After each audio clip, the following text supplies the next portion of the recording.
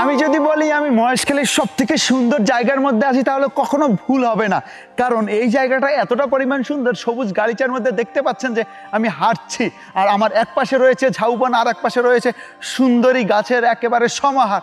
তো ঝাউবনের একটি মায়া আছে, এই যে সবুজ গালিচার একটি মায়া আছে, এবং এই যে দেখতে পাচ্ছেন যে সুন্দরী গাছগুলোর একটি মায়া আছে। এই তিনটি মায়া যখন আপনাকে ঘিরে ধরবে তখন আপনার এখানটা ভালো লাগতে বাধ্য করবে। অনেকে হচ্ছে মহেশখালী এসে শুধুমাত্র ওই যে শুটিং স্পট, এরপর হচ্ছে ওই যে মন্দিরগুলো দেখে চলে যায়, বাট আমি বলবো আপনি যদি এখানে না আসেন আপনি চরম লেভেলের মিস করবেন। আর আপনি যদি এখানে না আসেন আপনার ভ্রমণ কখনো কমপ্লিট হবে না মহেশখালী। সো অবশ্যই অবশ্যই ভাই এখানে আসবেন, আপনার প্রিয় মানুষদেরকে নিয়ে আসবেন, খুব মজা করে এনজয় করবেন। অ্যান্ড এই যে দেখতে পাচ্ছেন যে একপাশে ঝাউবন, ঝাউবনের মধ্যে শান্তি খুঁজে পাবেন, সবুজ গালি